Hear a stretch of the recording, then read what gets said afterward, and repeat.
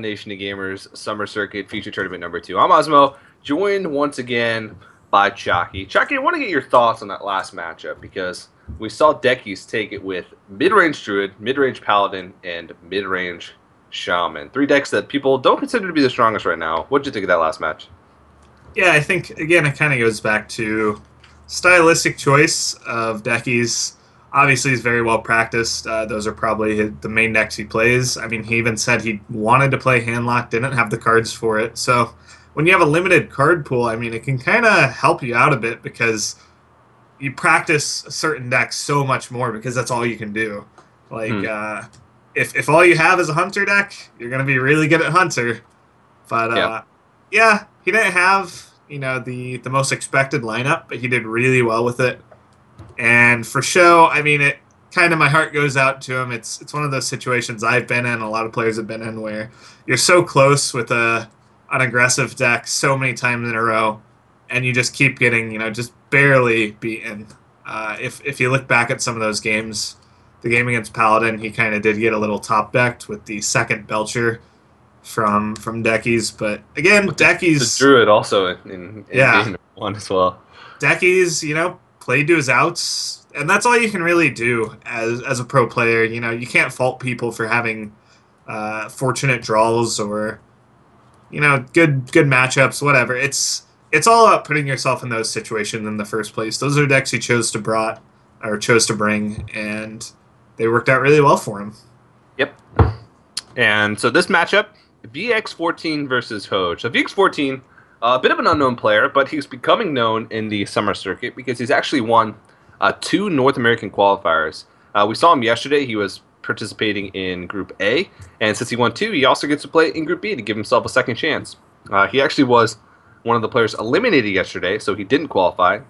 So this is going to be a second chance. Hoej, on the other hand, is he's a little bit more well-known. He was actually the winner of the VI Game House Cup number 2. So that's where most of his popularity comes from, but he got that because he's made it through quite a bit of opens himself, including how he got to this tournament by winning one of the EU qualifiers. So this should be a good matchup. Yeah, I didn't quite catch VX's lineup, but he was allowed to submit 2 different lineups. He couldn't change based on his results yesterday, but beforehand he could have sent 2 different lineups based on the groups. We did see some of his decks kind of struggle yesterday. I believe his Priest failed for him in one set. And I think it was his Hunter in the other set, maybe? I don't know. Maybe it was his Druid. He has brought this Druid in both of his lineups, that's for sure, playing at this game. But Hoej also brought a Druid, but decided to lead out with the Hunter. And unfortunately for him, he missed his 2 drops, so he's going to be a little behind.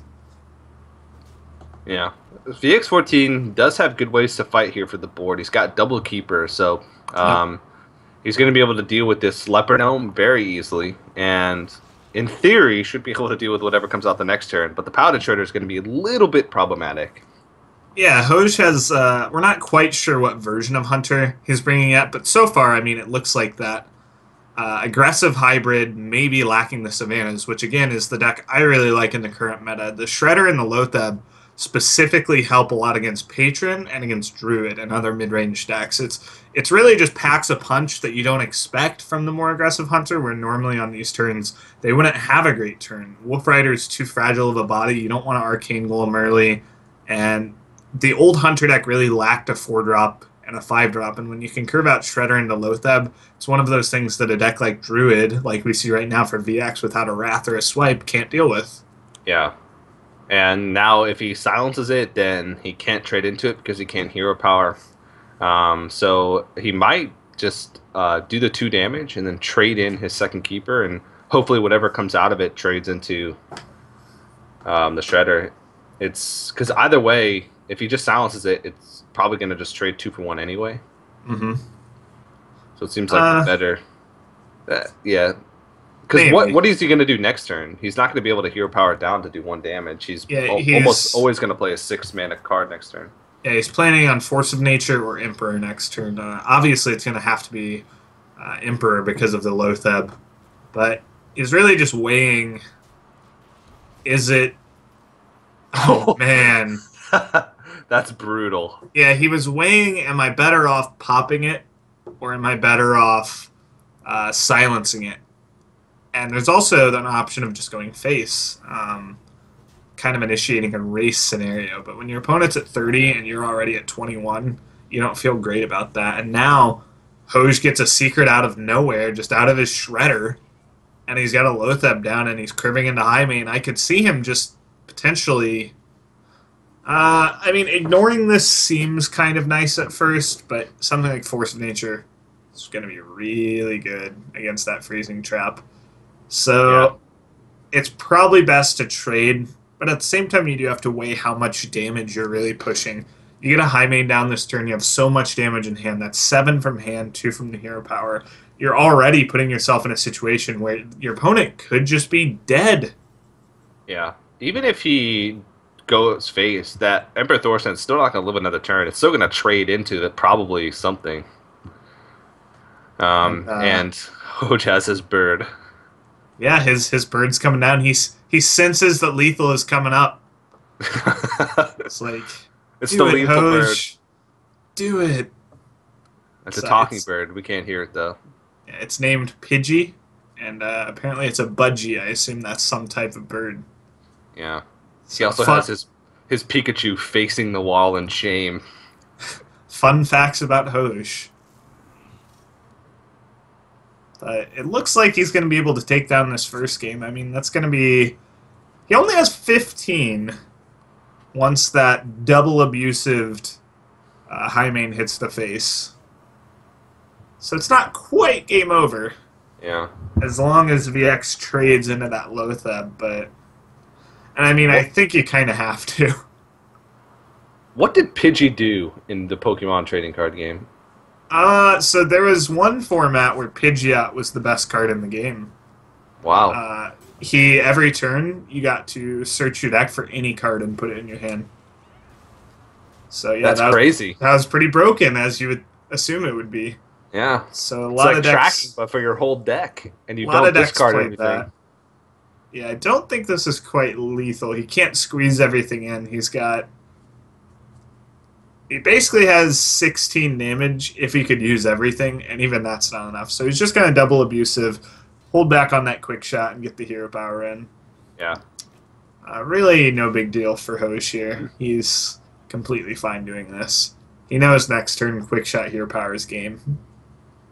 Even if he heals, then he's probably not going to be developing anything. Yeah, he needs to clear the board and heal, which can't happen with the mana constraints. Well, if he had drawn an Innervate, it could have happened. No, never mind, it couldn't have happened. Yeah, still the Lotheb still would have been on the board. It's too rough for VX to clear. But Pidgey himself didn't really do anything. He was just kind of there to evolve into Pidgeot.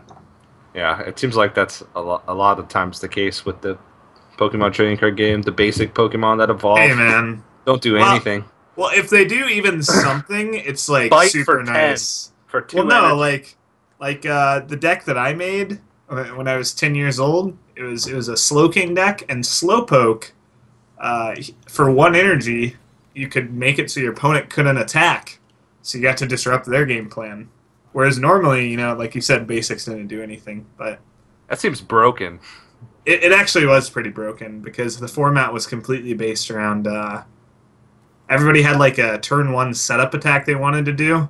Yeah. And Slowpoke, rather than doing anything himself, was just like, okay, you can't do anything. So if you went first, you just won like every time. It's pretty nice. Well, Hoej is still waiting for his Pidgey to evolve, but he is going to take game number 1.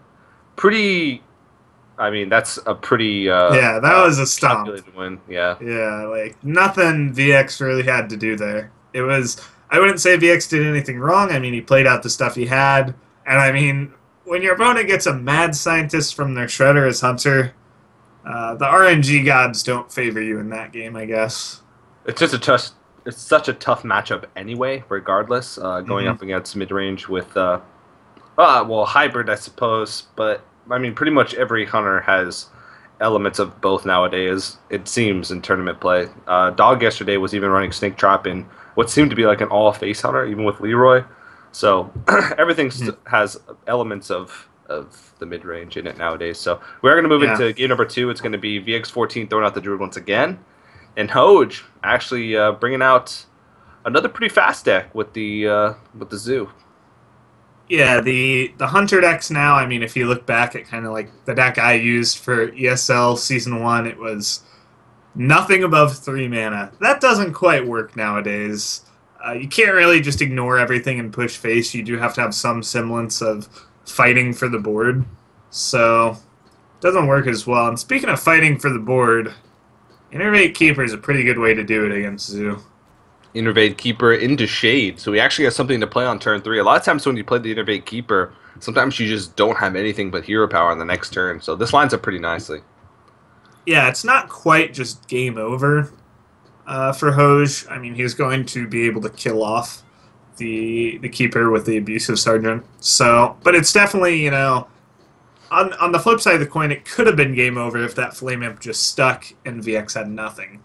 Yeah. So for Hoej, it's kind of like bittersweet. You're not happy about it, but it's not as bad as it could be with this coin imp getting lost. The Zoo decks kind of talk about how the Hunter decks have slowed down. The Zoo decks have slowed down as well because that style of just completely going face and playing really cheap stuff really isn't performing as well with decks like Patron in the meta. Freeze Mage does really well against that style. Mm-hmm. There's just a lot of stuff that punishes it. But no Ooze. swipe.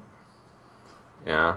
Yeah, Ooze really not that great, unfortunately. Well, at least it's something to play. I mean, it's better than just hero power in this turn. It's going to contest something on the board. Yeah, that is true. But yes, I mean, even with an Innervate Keeper and a Shade, you really need so much stuff as Druid to contest this early game from the Zoo. He needs to draw into something next turn, almost for sure, or else the game will just end if you brick turn 5. Yeah. So this is slightly awkward for Hoej because the Defender Vargas doesn't put anything out of range of the Swamp Ooze. So regardless of what he does, it's going to get traded into. So best case is probably just trading in the 2. So that way the Shade doesn't get a really great trade. It has to go into the Imp Game Boss if it goes into anything at all. Okay, a Wrath is it's usable. You can remove that Imp King boss completely with Wrath hero power. You have Force of Nature going forward, so really an important draw there from VX.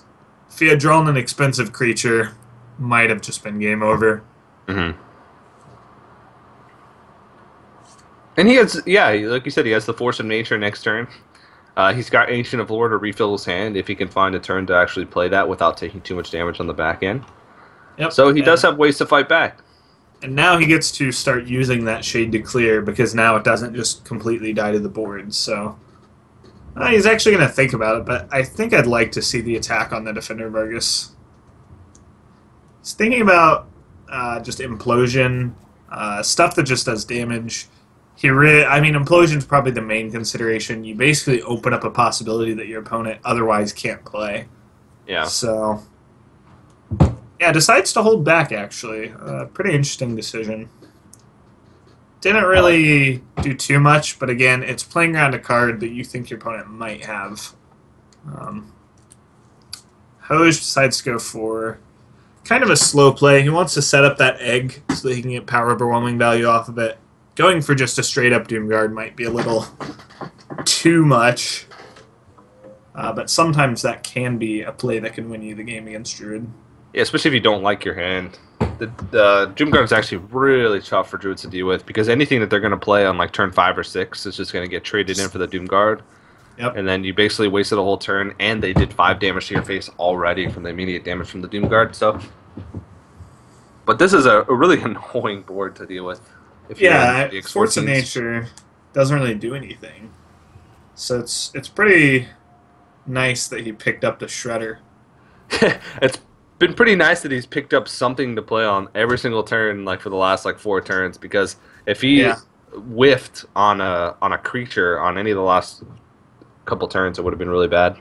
Yep, but he didn't. So this is gonna be a pretty nice turn, though. I mean, you can clear the board if you wanted. I think I'd actually kind of like that. At the very least, I would like to silence the shredder. You can PO Yeah. to ping off that shade and then eat your egg. Make a lot of really nice threats. And then you have an empty hand for Doomguard coming up on next turn. So if you pick up a 2-drop, you can just play it without the drawback, which is pretty nice. Even if you pick up a card where it's not really a card that you're too upset about getting rid of, you can Doomguard and then tap and only get rid of one card. So, whoa! Ooh. That's really unfortunate. Le Hoej face. Well, I mean, yeah, he looks at it and thinks that's awful for me, but you still have to do it. Yeah. Things kind of not going Hoej's way this game, but he's still doing pretty fine on the board. I think that's literally the best card that he could have gotten. Or Pilot or Shredder. Would Doomsayer be better? No, because yeah, it would. Yeah, because the egg spawns at the end of. No. Yeah. No, it Which does. one gets killed first? The egg gets killed first because it's at the end of turn. Doomsayer's at the beginning of turn. Okay. So Doomsayer would have been nuts, but Patient Assassin's a close second place, I'd say. Yeah.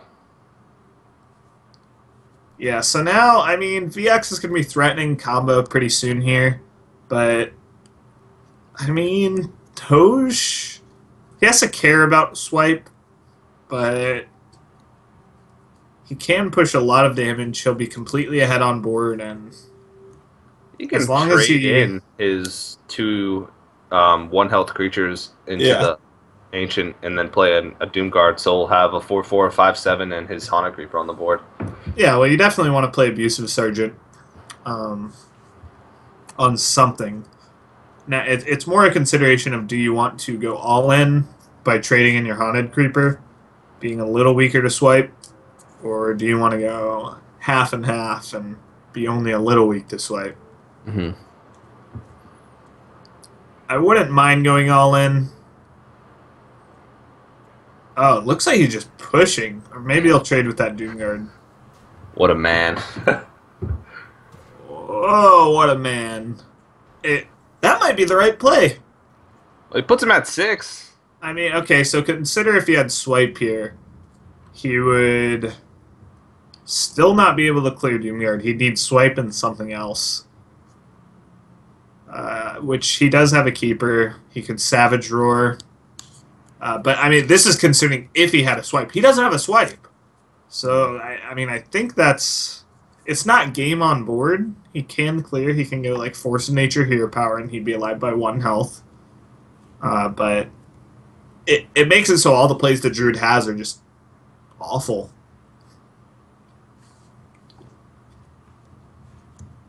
I mean, yeah, I think your only play that lets you live involves using Force of Nature. Yeah. And this just means that Hoej has to pick up a single point of damage. Yeah, I mean, the only way Hoej could really lose now is if he ignores that 5/1 and dies to combo, but with the Haunted Creeper out, There's no reason. Pretty unlikely that would happen. If he goes to 16, there's still no real... That's guaranteed. Yep, that's lethal. All right. Hoej takes a quick 2-0 lead in the series. And VX14 once again on the back foot. Yesterday, he was the first player eliminated from Group A. So it would kind of be terrible for VX14 if he wins 2 opens, gets to compete in Group A and Group B, and would be the first player eliminated from both. Yeah. I mean, your fortune can change at any time. Maybe his decks didn't line up as well into this competition. His matches yesterday were really close. They were both 2-3 defeats. So it wasn't like he just got blown out. But right now, he's not looking good, and Hoej just has to pick up a win with his Druid deck. He's got 3 opportunities to draw Wild Growth. Yeah, that's kind of how people consider it. I would think this Priest deck lines up pretty well against Druid, though. You have things like Shrinkmeister, Shadow Word Pain. We saw Ancient of War from Hoej, so That definitely does well against that. You have 2 Shadow Word Deaths, the Light Bombs, like, lots of answers. It's mostly a question of if the priest can get ahead on board early. And with this hand, I think he can, Hmm. especially with no wild growth. Yep. He does have a decent hand outside of Wild Growth. Like he curves Yeah. well with Shade into Shredder into Druid of the Claw. But it's Yeah. how much VX14 can get up before like those things are activated. Because ooh, Yeah, Kodo lines up really well into Shades, but the Shades are going to come out 1 turn yeah. too early. Mhm. But other than that, I mean, the main issue here for VX is he's not going to get ahead enough. He's going to have to continually answer Druid threats while playing on combo, and if he doesn't draw like taunts, it's really hard to play around Druid combo later in the game. Yeah. And this is just This is a where nice curve. cards, yeah, this is where cards like Injured Blade Master and the Circle kind of priest deck come in big. Is imagine last turn if the Light Bombs or some of those situational cards were just something like an Injured Blade Master Circle. You would draw 2 cards, develop a big board, a 4/7, and you'd be playing proactively, answering all the threats Druid can play, and they wouldn't really have a way to deal with it. Whereas Mhm. with this type of priest deck, you kind of have to sit back and let them dictate the pace of the game, and you just hope that they don't draw enough insane stuff that it just kills you. Yeah, you just hope that your removal lines up at the right times, and sometimes it doesn't. Yep. Wow. It's like Hoej. Yeah, he gets the draw because of he can hero power. So he really respects that Northshire. It's interesting because your opponent couldn't really do anything with it last turn, but he could have drawn a card off the Shredder. Drawn 2 cards even with the second Northshire, but it still feels awkward from VX's point of view. Like, the most awkward thing as Priest when you have these area removals is when your opponent just doesn't develop a bunch of stuff. You don't want to use like a Light Bomb on one card, and that's really all he has right now. He can't do anything about it this turn, so that Shade's just going to live. And he's really just considering, do I play a Shrinkmeister? And I mean, you probably need that later in the game. So he's going to have to face tank some damage and hope Light Bombs can kind of stabilize for him. There's so much to think about when you're playing as a druid against a priest because there's so many strong plays that you'd make automatically against any other class that could end up backfiring when playing against priests. You always have to factor in combos like Shrinkmaster Cabal because it pretty much takes anything like Druid of the Claw, Paladin Shredder. There's so many things that you're really susceptible to. So he's going to use the first Holy Fire. So for those that didn't watch yesterday, this priest deck from VX14 is really interesting. He runs double Light Bomb, double Holy Fire, double Cabal, Stampeding Kodo, as you can see, double Shadow Madness. Very spell heavy, very reactive. He was 1 turn off if he saved that coin of the Shrinkmeister Kodo Dream. That's not going to happen quite yet. He can just kind of Light Bomb, but really Light Bomb, it's in that situation where it's not doing that great because of cards like Sludge Belcher, cards like Druid of the Claw, where their attack is less than their health. Mm-hmm.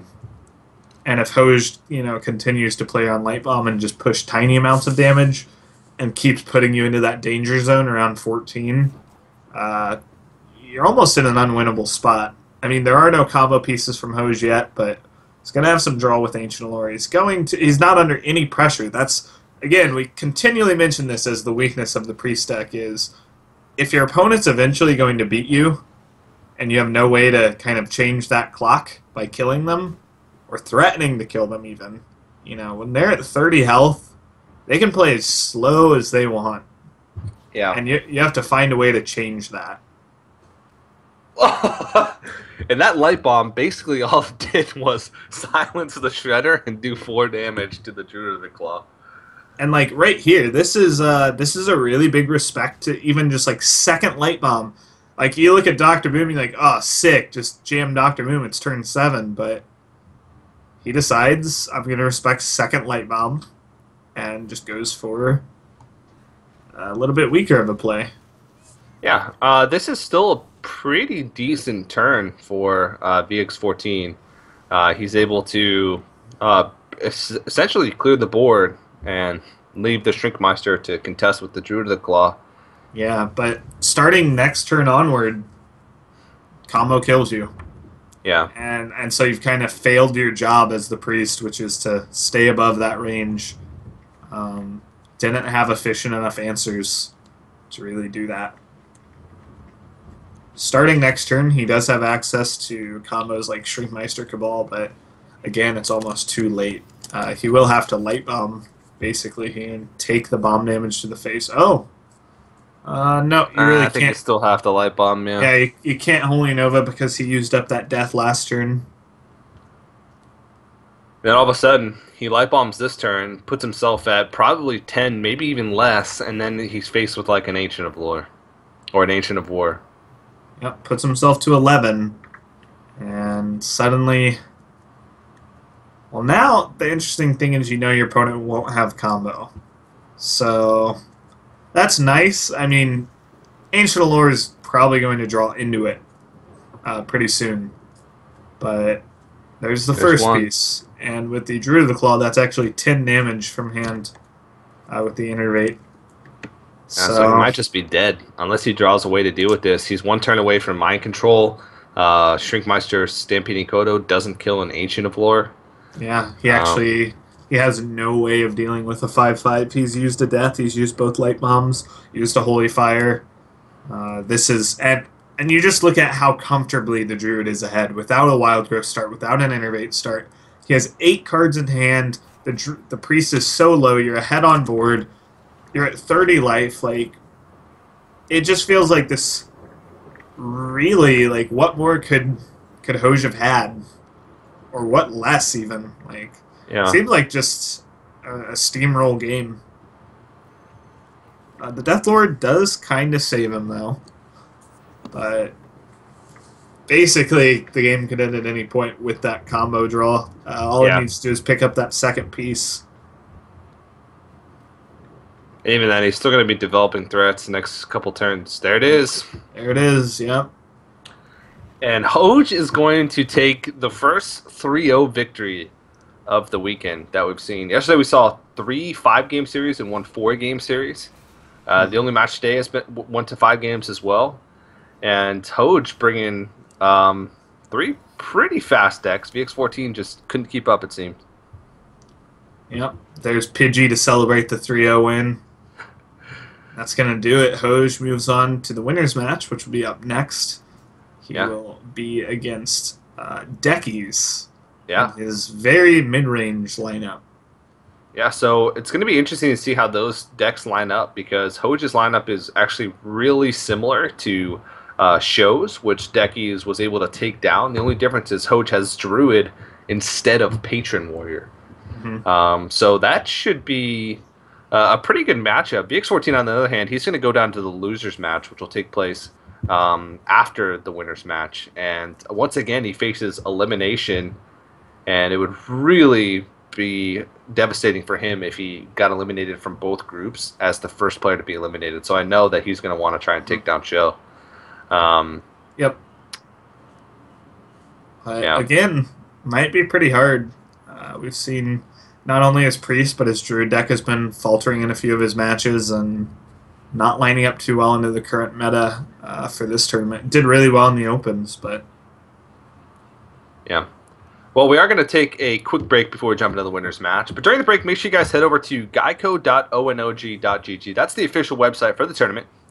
You can get more information. You can find out how the GEICO points work. You can get information about the upcoming schedule for tournaments. You can also head over to liquidhearth.com if you want to sign up for the upcoming Opens. Again, the next NA Open is on the 20th, so 2 days from now. And the next EU Open is on the 22nd, so 4 days from now. So if you want to participate, have your shot at competing in the summer circuit, get some GEICO points, get some World Championship points, get some cash for winning, then head over there and do that. On the GEICO website, you can also enter in to win an official TSM PC. So if you're looking to upgrade your hardware and looking to show GEICO that you appreciate their support in the esports scene, make sure you head over there and do that. But the winners match between Deckies and Hoej will continue right after this.